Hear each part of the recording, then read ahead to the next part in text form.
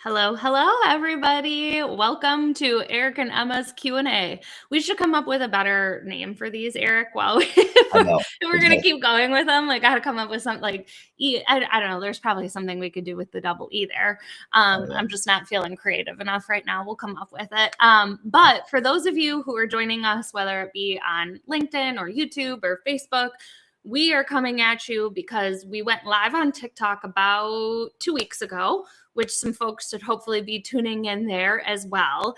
And as we were on that live, we got cries for people who wanted to continue to see the collaboration of us talking about transformations and our experiences there, and specifically some questions surrounding sales, software sales, what happens in that process, and all of the different components that come up there. So Eric and I are going to start kind of where we left off with the live stream last time, but broadcasting it to even more friends this time around. And we're going to continue to take questions from the audience. So whatever platform you're on, tippy tap those questions or comments in for us, because that's what keeps it going and keeps it interesting and why we're going live in the first place. But for anybody that doesn't know you, Eric, can you start with a quick introduction? Sure. So I'm Eric, and much like you, Emma, I've been in the enterprise tech space now for some time, 27, 28 years, and have worked on a lot of different gnarly, complex projects. I own a tech agnostic consulting firm called Third Stage Consulting, and I also am co-owner of an IT and ERP staffing company. So we're agnostic. We help clients through their transformation journeys, whichever platform they might be looking at or implementing. So good to be here today. Well, I'm glad to have you with us. My name is Emma. For anybody who isn't familiar with me that might be watching on Eric's channel, I have about a little over a decade of digital transformation experience tied mostly to the software sales side of things that we're going to be talking a little bit about today. And currently am the co-founder of Roll Off Consulting, where my husband and I help companies with all aspects of what we call digital leadership. So that's tied to some of the stuff that I am confident we are, in fact, going to be talking about in the world of transformation today, like change management, vision, clarity, all of those components, as well as how do you build a brand that allows you to educate as your way to grow your business. And so kind of the different aspects of internal and external leadership there. So we've got some folks tuning in on the LinkedIn side. Hello, Richard. Great to see you here from Dallas. Now I've got to be careful. This is going to go over your face, Eric, if I pull up too many comments. But to get us started, Eric, I know you and your team do a lot of work in the expert witness space. So I'm opening with a doozy. And I want to say, like, out of all of the different stories that you've seen surface in this work and seeing kind of the deep, dark underbelly of transformation, what is the most outrageous or like egregious sales faux pas or lie that you've seen play out in that dynamic?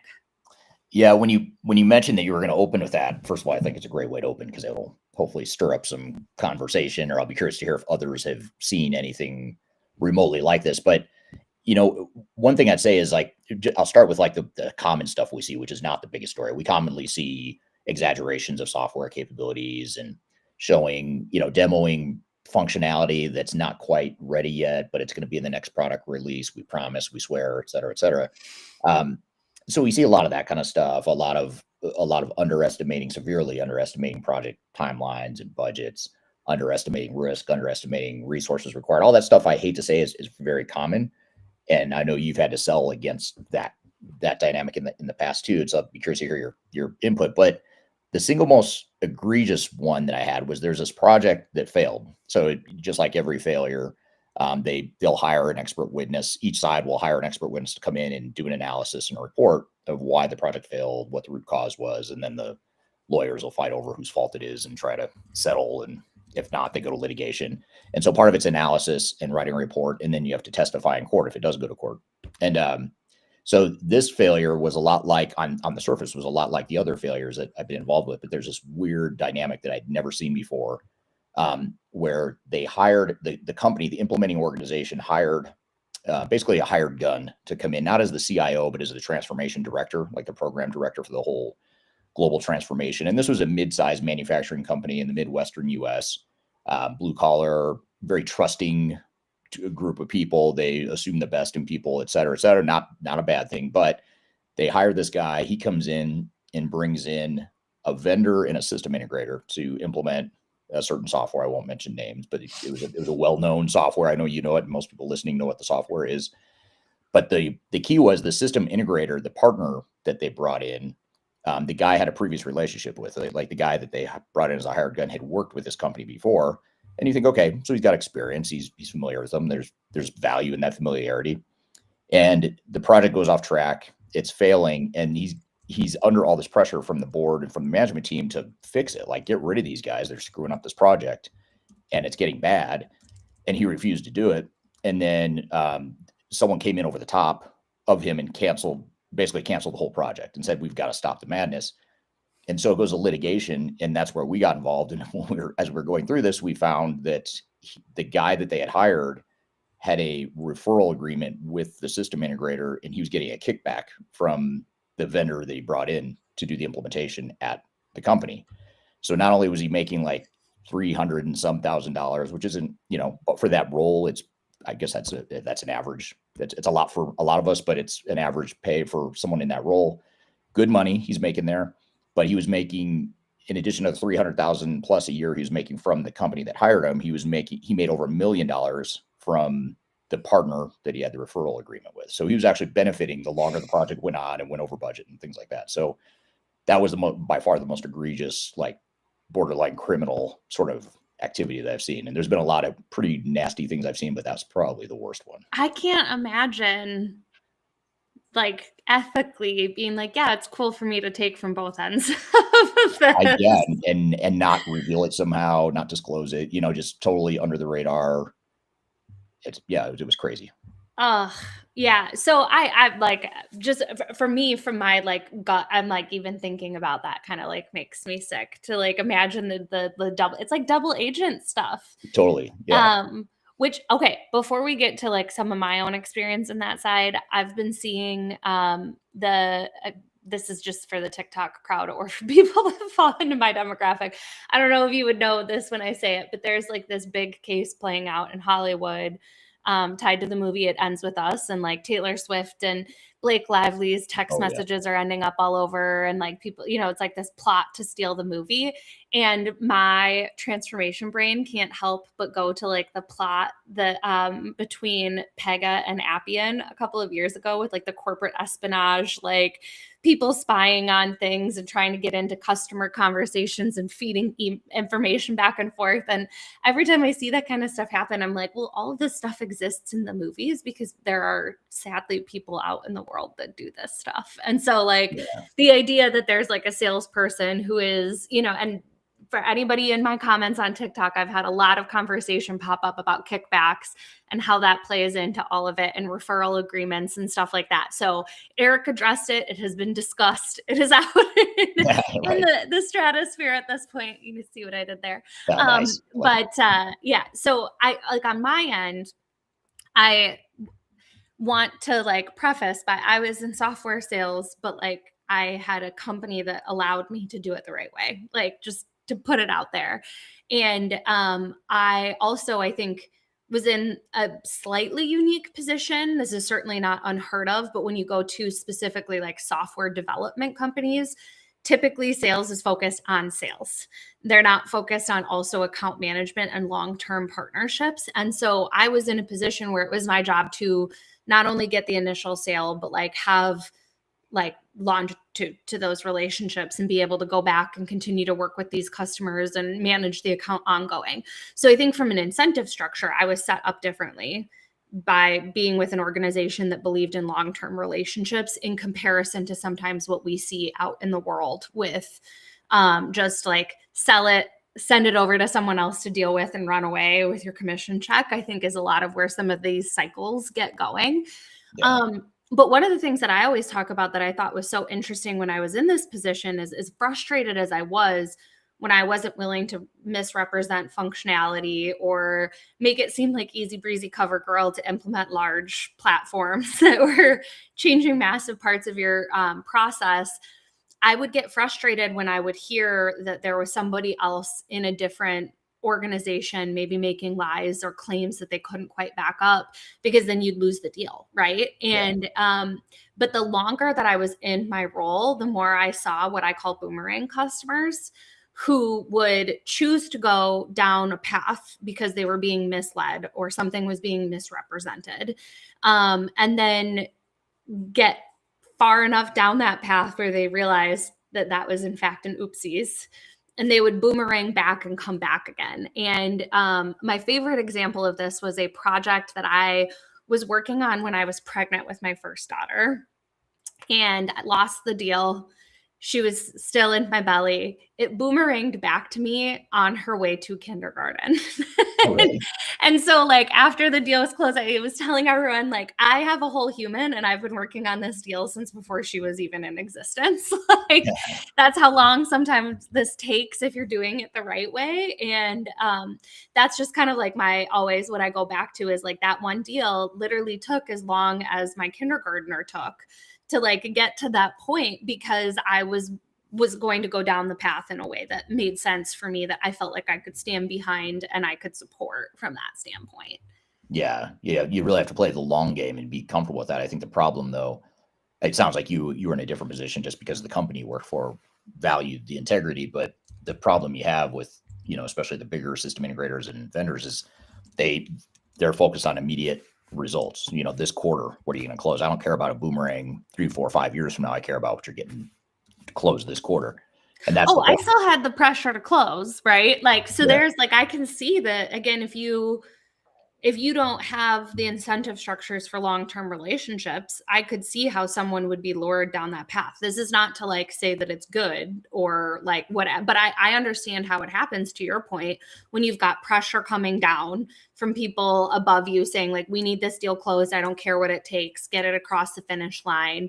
But like that mentality is why there are so many videos out on the internet of people making fun of salespeople who like lie and product is behind them being like, that's not a thing. We don't have that. Like, what are you talking about? Because Right. the incentive structures are all stacked in the wrong way. It's true. It's a good point. And there's a lot of systemic problems in this industry. And that's one of the leading ones, I'd say, is the incentive structure for salespeople, because you're incentivized and rewarded for telling people what they want to hear during the sales cycle, not what they should hear. And those are two very different things. Josh in the comments said that there's another like spy movie situation playing out between Rippling and Deal, which I actually haven't dug deep into yet, Josh. So I'm going to have to go out and look into that one a little bit. I've also been trying to figure out how do I like tap into this idea of like Taylor Swift and Blake Lively of it all and how it relates back to transformation. So maybe it's like the Rippling and Deal one. Interesting. Yeah, I have to look into that too. I'm not familiar with that situation at all. Yeah, I haven't seen it. We also have a handful of people popping into the comments and saying, hello, we're glad to have you here. Eric and I are chatting all things digital transformation, sales questions. Last time we did this, we had a conversation about the big four. And Eric, one thing that's been popping up a lot tied to drama associated with all of this. And I know I've seen you cover this a lot. So I'm just going to, until we start getting some questions coming in from the audience. And I'm also going to need to rely on you. I can't seem to get the comments open on my phone from TikTok. Sure. So if you can take a peek when you've got a second and I'm not asking you questions, if you want to look at that for me. But I want to talk to you about the big Zimmer SAP dumpster fire and what we're seeing going on there, because that's been another really hot topic in the comments. So anyone who might not be familiar with that, can you just start by giving like because I've seen when I was doing my research, a lot of your content was coming up. So I'd love for you to give the synopsis and then we can talk about what we're kind of hearing as well. Yeah, it's I'm actually gonna pull up my article about it just so I can remember the key points here. But there's a company called Zimmer Biomet, which is a fairly large multinational medical device company, and they spent $172 million with SAP and Deloitte trying to implement S4HANA. And what was interesting is they had, speaking of being sold a bill of goods or a utopia that isn't realistic, they were sold this idea that they could implement S4HANA and save $1 to $2 million or one to $200 million per year with streamlined operations and automation, et cetera, which on the surface, you're like, okay, $100 to $200 million, that sounds completely made up.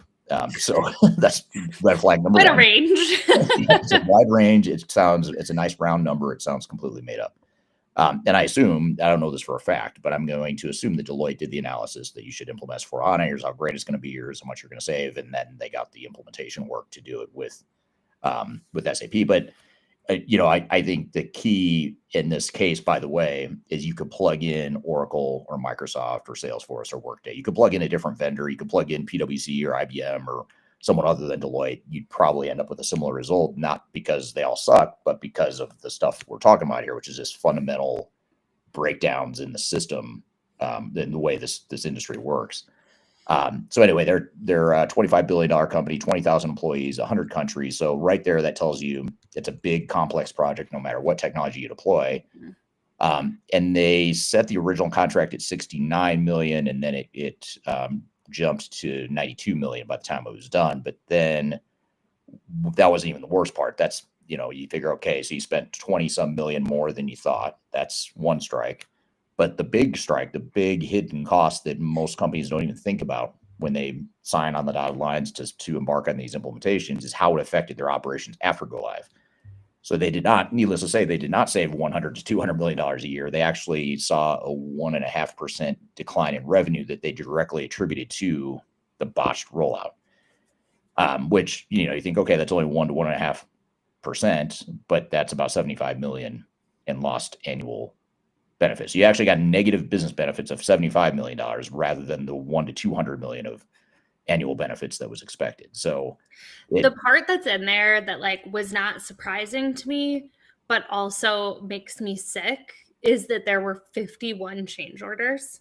Yes. And then I had somebody specifically ask for a video on this topic, which is again why I was digging into some of your coverage of it and other videos and content online, and I found an article that was the full timeline, and I saw the 51 change orders, so I included that in my video about it, which makes me sick to my stomach.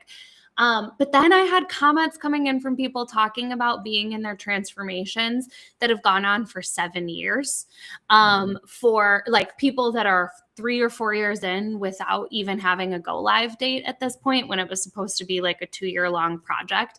And then the comment that legit made me was somebody said that they have had 200 change orders on their project.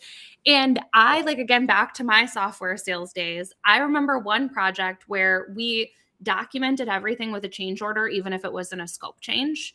So we were getting into egregious levels of change orders, but we were still in the 40s and none of them changed scope. It was all just documenting process changes that we had determined that were different from what the initial specifications were going to be, just so that we had everything clear on both sides. And I was getting to the point where I was this is making me anxious. And then just to hear millions of dollars attached to those, I can't even imagine how you can go into the room and expect to be taken seriously after that. I know. Yeah. How do you have any credibility left to work with once that happens? Yeah. So Eric, I'm going to give you a second to see if there's any comments that have come in from TikTok beyond what we have come in from kind of all of the different devices that are paired here that I can see through the live stream. But I did also see on TikTok that there was a comment about Squidward, which goes back to a live stream that I did recently with James Eric, where someone was joking around that he looked like Squidward, and I couldn't stop laughing. Oh. So I think that that's a throwback to that, if you see that in the comments.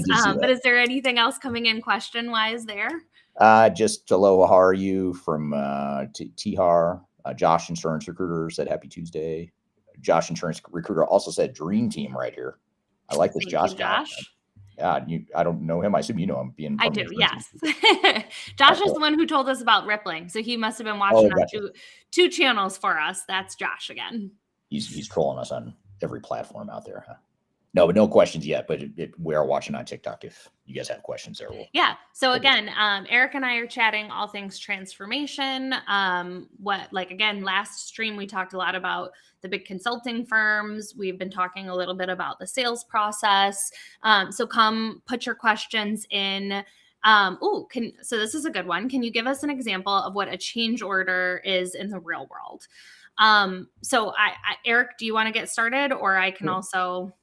I'll give you the high level, and you've actually, not that you've done a lot of change orders necessarily, but you've been on the sales side. But essentially, you go in with a set of assumptions when you sell software, and especially the services to go along with it. And when you're a system integrator and you sell those services, you might estimate, okay, this is going to take about 18 months. We're going to put X number of people on it, and we're going to bake a bunch of assumptions in there. Like, you're not going to customize it all. You're going to do the data migration yourself. You're going to do all the training yourself. A lot of assumptions are baked into that a lot of times aren't realistic and don't materialize for whatever reason. So when an assumption changes, the timeline isn't achievable, whatever it is, and something has to change outside that parameter, that box that you put the project in, you do a change order to say, okay, it's 22 months now, not 18. It's going to cost X amount more, and we might add some additional tasks that we're going to do, or maybe it's just a time increase. But I don't know if I've explained that clearly. That's probably the simplest way I can think to describe it. I would say one of the big spots that I saw change orders arise beyond, like you're talking about here, where maybe we get into the project and we start unpacking something and we're like, ooh, that wasn't accounted for when we were doing the initial scoping. One of the spots that I would see this pop up often is tied to integrations, especially when you might be integrating with a platform that you haven't integrated with regularly, or there aren't, like, we could have a whole nother conversation about accelerators, but there aren't accelerators, which is just code for you've got lots of experience of working with their with their APIs.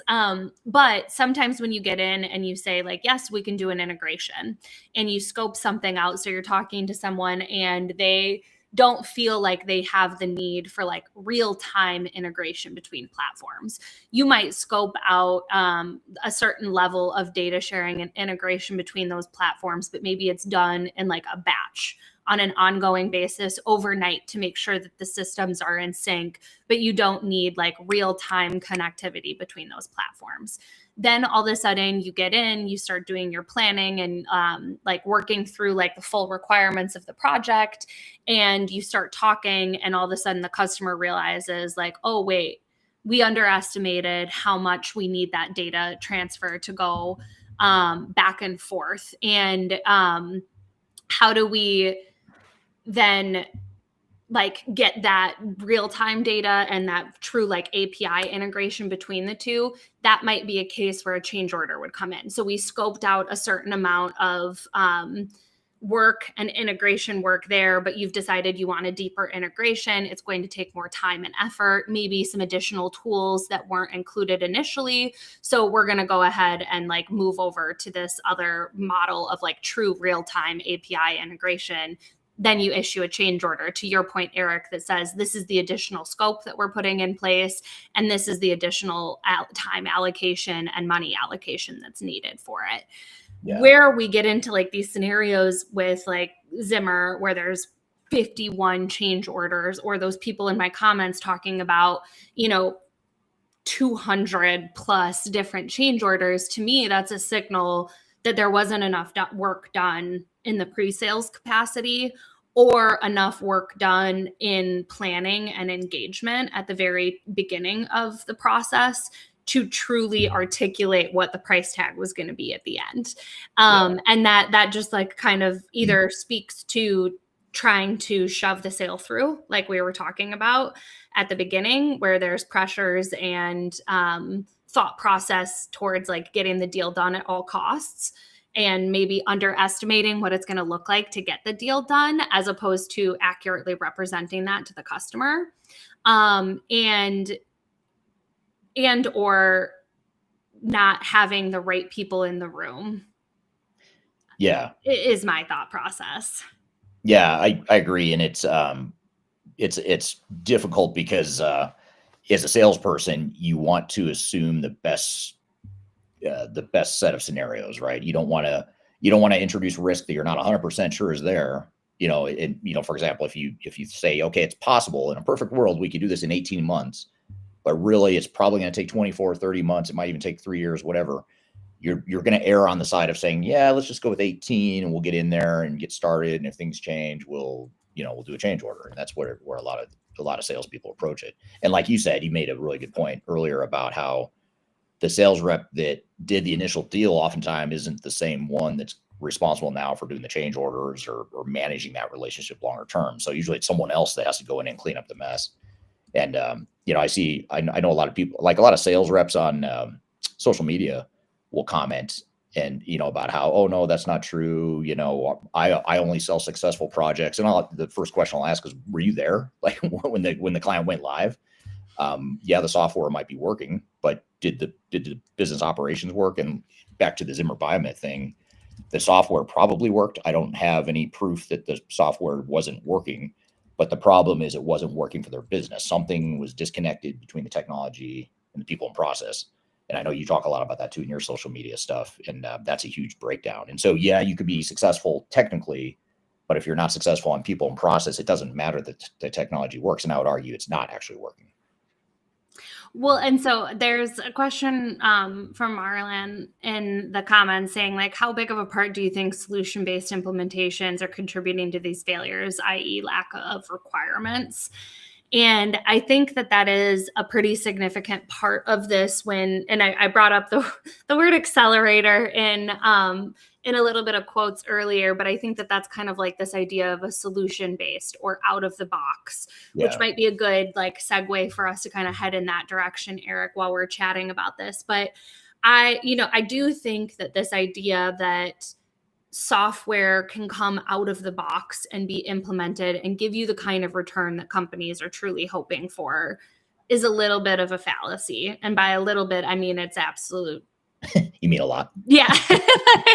We are live streaming to LinkedIn, so I don't want to get too aggressive in my language here, but I think it's a crock of shit when we really get down to it. And there are certain tools that you can implement, true SaaS-based applications that have a very specific use case that you're bringing in for that can do that. But when we get to large-scale implementations, the amount of times during RFPs that I would get the question of what comes out of the box? It's like you are buying a tool set. In real speak, you're buying a tool set that you get to use to help solve problems. And anybody who's going to claim that you can just take these things out of a box and set them down and have them transform your business isn't telling you the truth. And same thing for accelerators. Yes, you can be familiar with working with a specific set of APIs and really good at building out those connections between the platforms, but it's not going to look the same between every company, even if they have the same two endpoints. But I'd love to get your thoughts on that. And I'm also going to close my blinds a little while you're chatting. Oh yeah, no worries. Well, yeah, I agree with you. I mean, it best practices, accelerators, it's all going back to the theme here, which is it's what people want to hear. It sounds really good. As you're describing it, it's that sounds amazing. It would be amazing if I could just flip a switch and it has best practices built into it, and I don't have to do any of the hard work, the messiness of leading change. And I know that's a big part of what you always talk about is how do you lead change? And it's messy and it's gross sometimes and it's not fun all the time, but we want to just focus on the fun part. And I think that's where the breakdown happens. In fact, I have a video that comes out on Monday on my YouTube channel that's the thumbnail is Best Practices Are Ruining Companies. So, it's the premise of the video talks about how let's just go with the assumption that maybe best practices do exist. They do not exist. It's a load of garbage, but let's assume let's assume they did. If they did exist, that means that every company out there would look the same. Every software vendor would look the same. So, and I love playing this game with software vendors, by the way. Oh, so you have best practices? Well, the other guys have best practices too. Does that mean your software is the same? And they'll be like, oh, no, of course not. Ours is way better. Well, how could it be? You're all following the same best practices, right? Industry best practices, no? And so then right there. Where did those best practices come from? Yeah. They came from the first client that you did an implementation with in this industry. Exactly. Anyhow. Or the last one. The last one I can remember was the one that's what the best practices are based on. But if they did exist, which they don't, if they did exist, though, that means you would water down every competitive advantage you have. If you're a for-profit company operating in a capitalist market, which most companies are, you are going to quickly dilute your competitive advantage, look like every other competitor out there, and it's just not sustainable. So even if it did exist, it doesn't work. I mean, it can't work. It just conceptually can't work. And so I think that's the part that it baffles me that people actually believe. And I'll get into arguments, like debates with people in the industry, say, no, best practices do exist. And I'm like, does the tooth fairy exist? I'm sorry if there's children listening here. Hopefully there's not. But Santa Claus and tooth fairy, all that, is that all true too? Because that's essentially what we're saying here.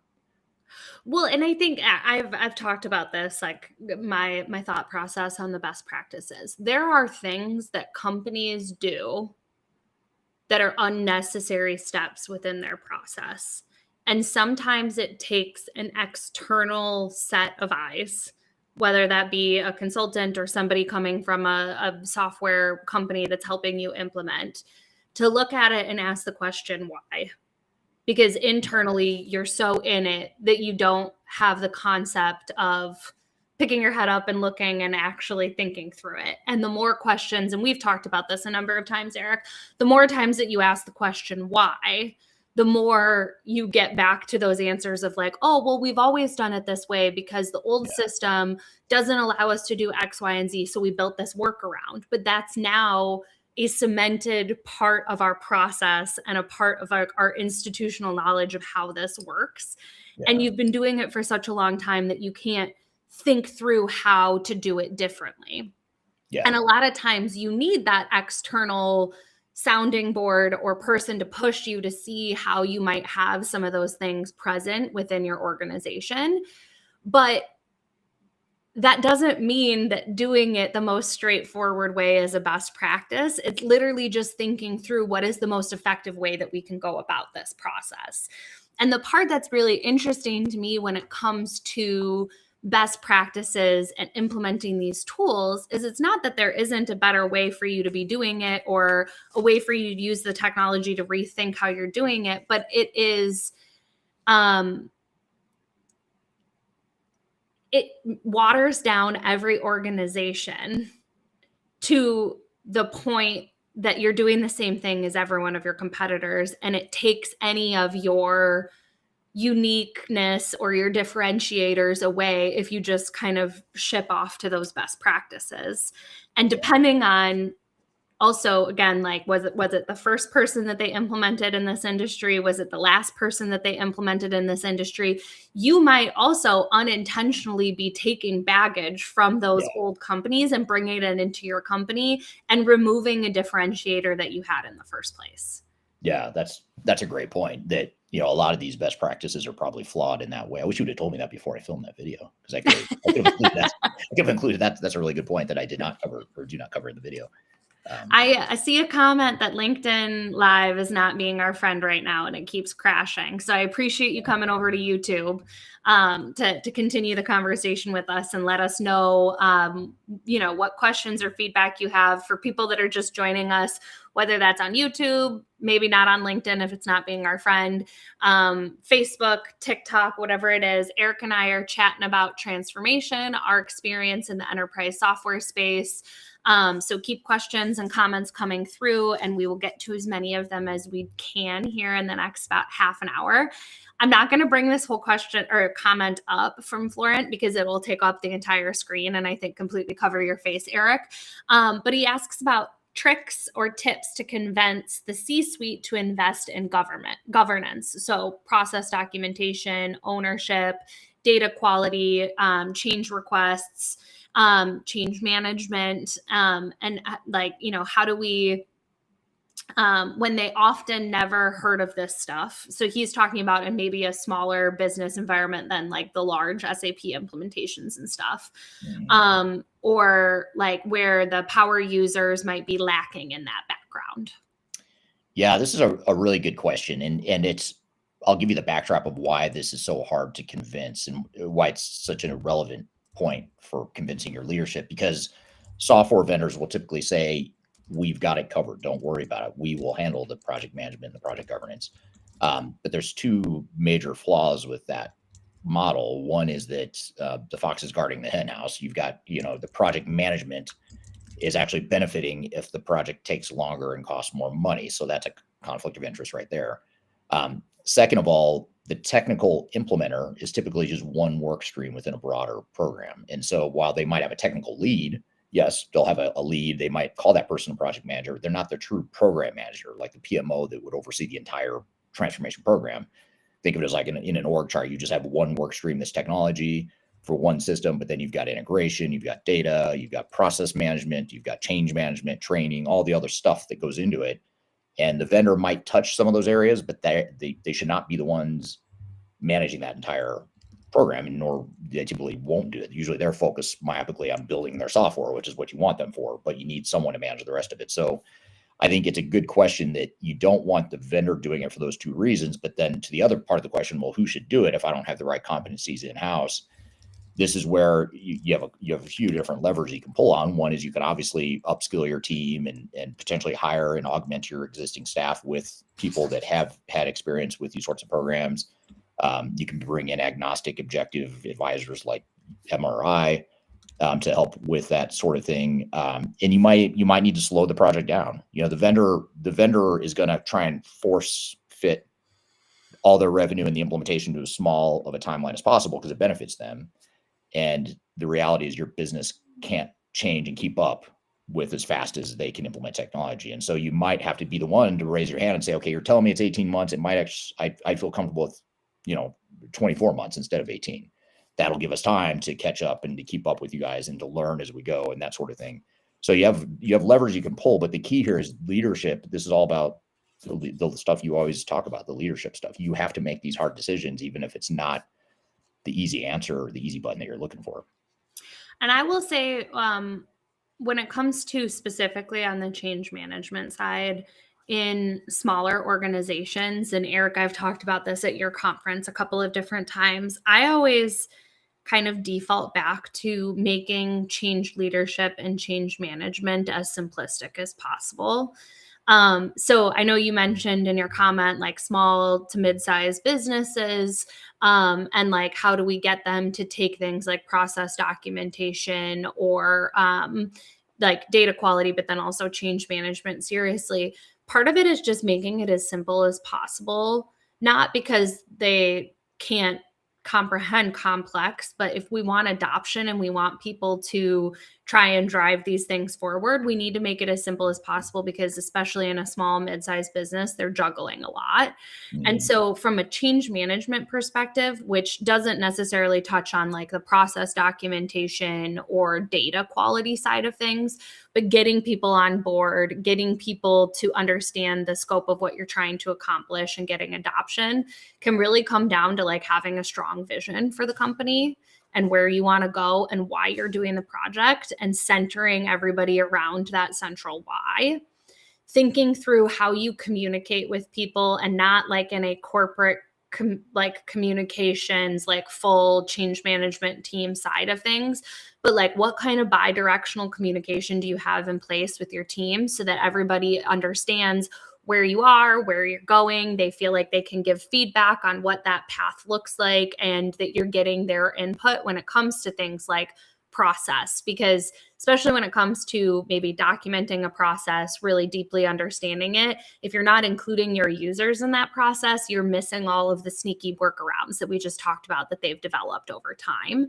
So that bi-directional communication, I think, is incredibly important, especially in smaller organizations where maybe you don't have that level of documentation. And then the last piece is like celebrating the small wins along the way, and like letting people know that you recognize the multiple hats that they're wearing, that you see the work that they're putting into things. And that can go a really long way in both a small or a medium-sized business, but also at a larger company level. Even if you have a change management team, bringing that like 3-step like thought process into leading change makes it so that every manager or every leader can attach to their role in leading the change, as opposed to thinking that it's somebody else's problem.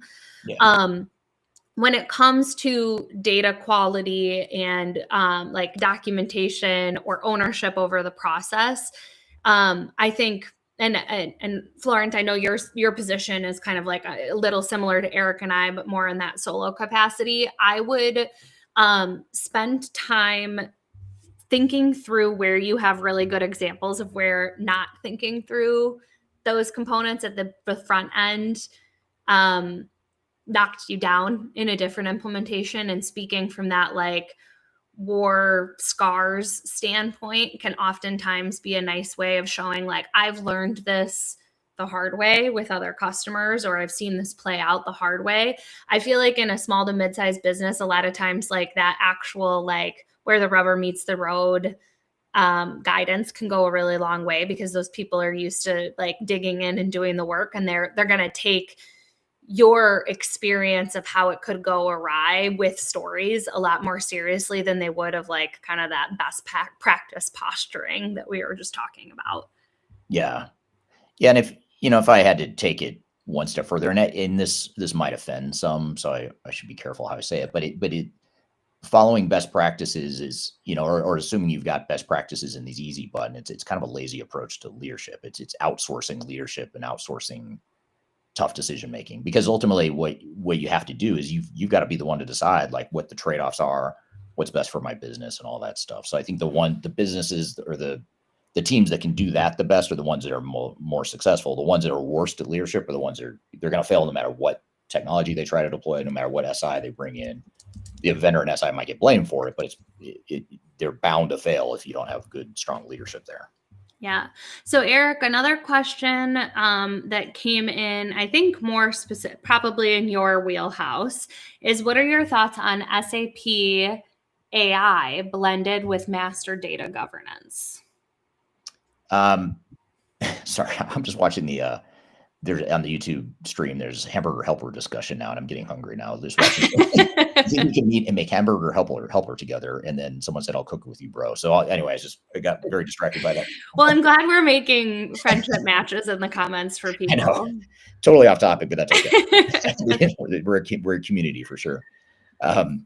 Yeah, so I think I think SAP's AI in some ways is very powerful because of the fact that they have some of the world's largest organizations that have opted in to train their AI models and to just make their AI capabilities more effective. I do wonder, back to the point that you were making and that I alluded to too earlier, I do wonder if that just dilutes your competitive advantage now, because you're using your data, your proprietary IP, to train a software vendor's models that is then going to be used by your competitors and other companies out there. So short term, maybe it's not a terrible thing, but I do wonder long term what the long term competitive implications are of that. But having said that, I think it's a good thing for SAP. I think to be able to use that data and train their models and to make a more powerful suite of, agentic AI and all the different AI tools they're using.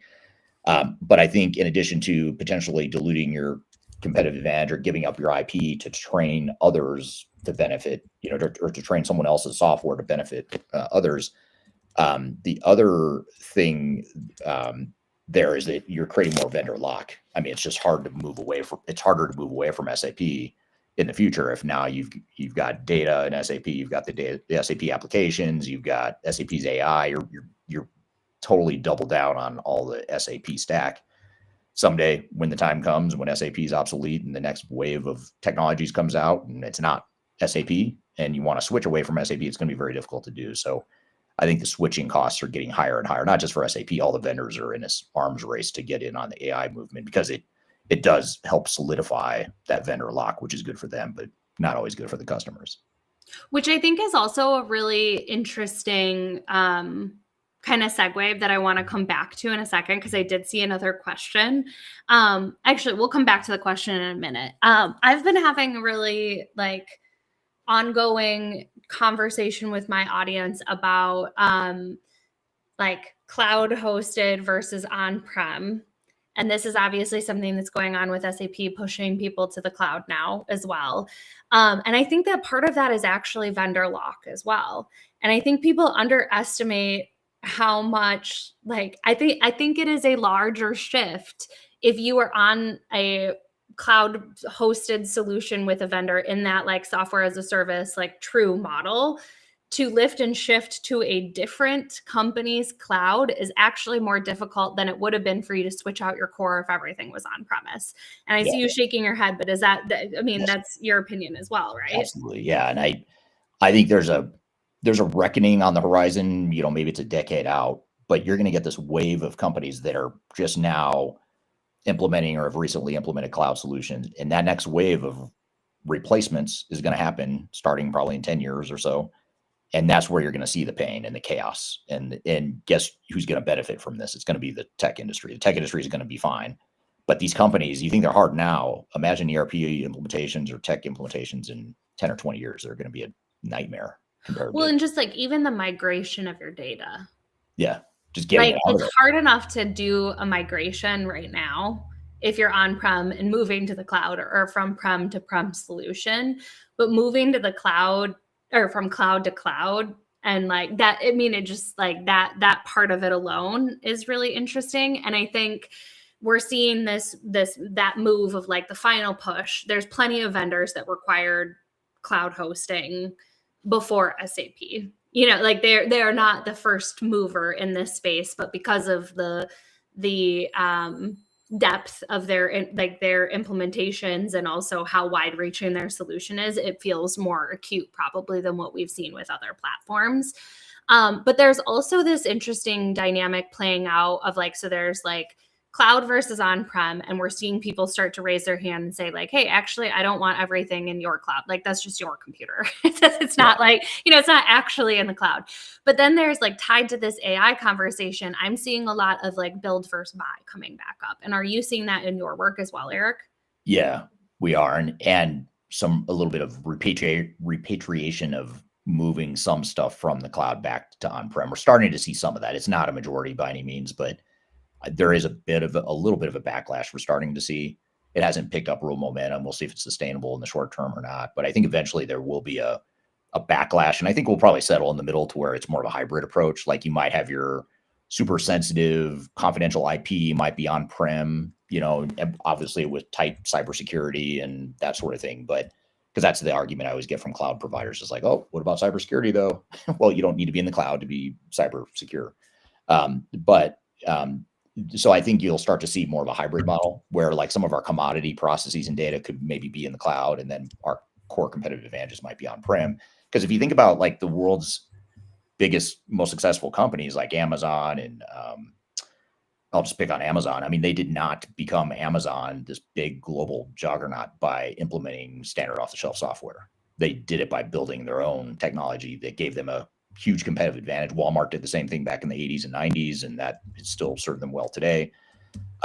In fact, when some of those types of companies try to implement standard off-the-shelf software, it ends up being an even bigger disaster because they're so used to building their own IP and their own technology. So I think companies will realize that over time, that you can't just commoditize IT, that IT can be a source of competitive advantage. And in order for it to be a source of competitive advantage, you might need it to be on-prem. You might need to build instead of buy. And if you do buy, you might need to customize more than the tech industry would have you think.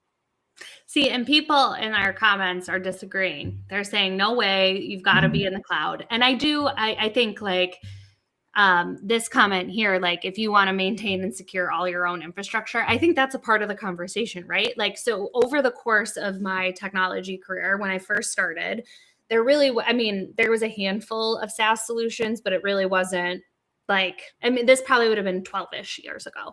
There were a handful of cloud solutions, but it really was not the go-to. And people still had the right talent internally to manage infrastructure.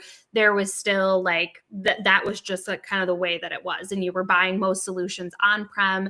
And then like and at that point, there was still a lot of this build versus buy. And there was a lot of conversations that had to happen around that. And like, what are the criteria that you were evaluating as you made that decision? And then we got fully into like, I would say like SaaS land, in terms of what was like, and then all of a sudden customers were asking, what SaaS options do you have? Do you host in the cloud? What does that look like? And companies started to move away from having that infrastructure, having that talent in-house. And then also when we got to that point, that build versus buy question wasn't coming up nearly as much. It was, who do I go buy from? Because these solutions are all over the place and there are more options than I could ever know what to do with. So I'm going to go out and buy. But like now, as we start coming back to this idea of, is build versus buy coming back? Is it cloud versus on-prem? Those things require real talent conversations. And when you do look at small companies, whether they have the right talent to build anything out on their own, or manage that infrastructure is a big part of that equation, and whether they should be going down that path or not. But when it comes to building, I think, and John mentioned here that like migrations will become easier because of AI. I don't think that they necessarily will become easier because of AI, because they're still dealing with vendors that want to make it difficult for you to migrate off migrate off of their platform. So like the technology components of it might become easier because you're not having to like monitor the processes as they're running and that kind of stuff. So I would agree with you there, Don, but like in terms of like protecting what is yours and keeping people, these vendors are going to make it as difficult as possible for you to move off the platform. And that's always been a part of it, right? And that part doesn't go away just because of AI. But there's a lot of people that are saying like it's easier to develop now with AI. And so like that thought process is part of what I've seen starting to play in that build versus buy side of things. And then also this like protection of data. So who owns your data if it's in an AI solution that's run by a vendor? Who owns the model? Are your competitors getting value from your data training the model that everybody uses? Are you okay with that? And so some of it does play out to these larger companies being the ones that are saying like, I'm not interested in that. I want to have proprietary solutions that give us a competitive edge. But I've also seen a lot of comments from people coming in stating that they feel like AI is making this build side of things easier, even at a lower level. Yeah. Yeah, I agree. That's actually a really interesting point and counterpoint because, I know like SAP, for example, they are notorious for closing out non-SAP products to the point where they're getting investigated by regulators for anti-competitive behavior as a result of it in the EU in particular. But they're notorious for closing off their tech stack from other technologies. So to your point, are you going to bring in a non-SAP AI agent to come in and just get all the data out of SAP? It's probably not going to happen. Or are you going to try and use Dual to get all the data out of SAP? They're not going to allow that either, I wouldn't think. So I think it's a really good point. Yeah. And then we do have some comments where people are saying like, customers on SaaS platforms are going to want out because of that lack of control. Yeah. We also have somebody asking in the comments if I am a shrink, because apparently my glasses are part of that equation. I am not a psychologist. Thank you for thinking that I look intelligent though. And so I want to go back to the question that I teased about before we went down the path of build versus buy. And that was, and I'm lacking where the actual comment itself is, so I'm just going to say it from my memory. But the question was, tell me about an example where someone did it right. So we've talked about horror stories and the cases that we saw that were egregiously bad. But let's talk about some of the things that we see companies doing right. Yeah, you were actually, and I saw that question come in as you were actually talking about some of the things that earlier you were hitting on some things around leadership and change management that were so important. So I'd be curious to come back to some of those, but a couple of the traits that I've seen, like with the most successful projects and the most successful teams that I've worked with, a couple things stand out. One is like there's two in particular I can think of, actually three, that are really, like, I'd say they're the best implementations I've been a part of. And in all three of those cases, the executive sponsor was not from IT. It was someone from operations who knew very little about IT. And I actually think their lack of knowledge around IT, they thought it was a liability. And I remember in all three of those cases, them hiring us saying, hey, I don't know anything about IT. And I remember saying, this is great. You know the business and you can lead from the business perspective. The IT stuff is easy. We'll figure that out. But understanding the business, the culture of the organization, that inside and out, that's more important. And I think that I absolutely believe that. I think that a strong business leader that knows maybe not very much about technology, maybe just enough to be dangerous, I think that's okay. And I know a lot of technologists disagree with me and say, oh, but those are the same people that refuse to change and they don't understand how technology works and how best practices work and all this stuff. And I say, well, no, that's not true. They're the first to call BS on it because all they care about is business value. And if you can't justify IT from a business perspective, then you shouldn't be doing it. So they're able to make decisions a lot more clearly, in my opinion, those business leaders. And then the other trait I'd say that all three of these really good case studies consist of is that they they led the project. And I know that sounds basic, but it's amazing to me how few people actually lead these projects. They outsource or defer to the third parties, to the vendor. The vendor's telling me they're going to do this, and that. I'm just going to let them do it because they're the experts. These people, some might say they micromanaged, and I would say it's more of a trust but verify approach that they took, where they made tough decisions. They decided what the timeline was going to be. They decided how it was going to get staffed. If they didn't like resources on the project, they would have them replaced. If they thought there were too many people billing on the project from the consultancy, they would have those people, they would cut back and throttle back. So they just made decisive decisions, not always the perfect decision or the right decision necessarily, but they were decisive and they could lead with clarity. And I think that those two traits are the ones that stand out most to me. But what have you seen? I think the biggest thing, coming back to what you said, is like they actually led. And I feel like the successful implementations that I've seen have always started with a really strong like leadership message of why, and helping people understand what they would get out of the implementation, and that like what's in it for me piece. But also specifically, like I remember vividly during an implementation, the executive sponsor coming in while we had everybody pulled together, and it was a large project. We had like 20 some people in the room for the kickoff, like from different departments that were all going to be a part of this solution. And she spent the first half an hour talking about why, talking about how they got there, what the vision is for where they want to go, and specifically outlining some of the fears that she knew might be associated with the project and why they were not valid, and getting everybody aligned on that vision of where they wanted to go and why they were going there. And then she didn't just stop there. She was involved and showed up for the meetings when there were status calls. She didn't just come in when things were on fire and ask for someone to unpack what had been happening. She stayed close enough to the implementation and participated at a level that allowed her to actually lead. And that should not be a scenario that is burned into my mind.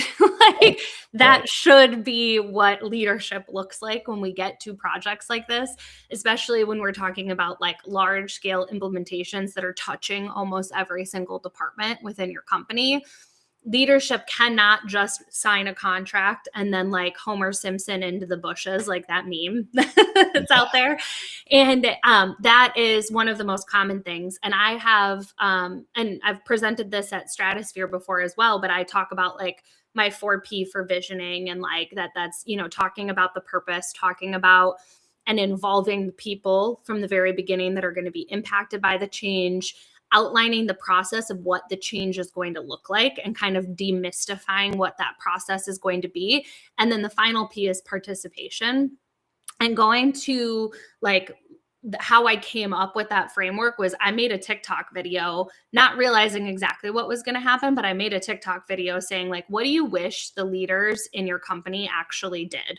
Like, what do you wish you could tell them after your software implementation to make it go better next time? And then what I did is I went through and I looked at those comments, and there was over 100, I think it was like 150 comments. And I went through and I categorized them, and that's where those 4 Ps came from. And by far, the most of them came from that purpose side and the participation side. And I was expecting purpose and people to come out. I was not expecting the process component to come out as strongly, and not like redesign the process, but like explain what the process of change is going to look like. That one was a surprise to me, but the biggest surprise, because it was where I got most of the comments, was that participation piece and people begging for their leadership to give a fuck, begging for them to be involved and actually lead.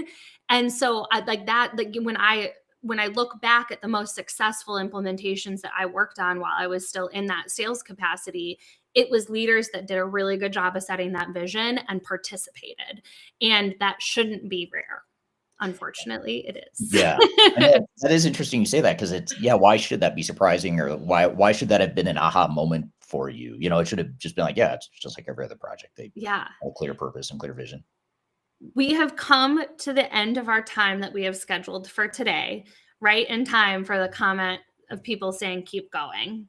which I think means, Eric, that there is a call for us to do a part 3 and maybe beyond. We'll come up with a cool name for it, and we'll try to get LinkedIn to be better behaved so that everyone can stay there and engage with us there. But thank you for joining me, Eric. And everybody who joined us across various platforms and gave us questions and topics to talk about. We'll be back again someday soon. Yeah, thanks for having me. I appreciate it. Thanks to everyone watching here.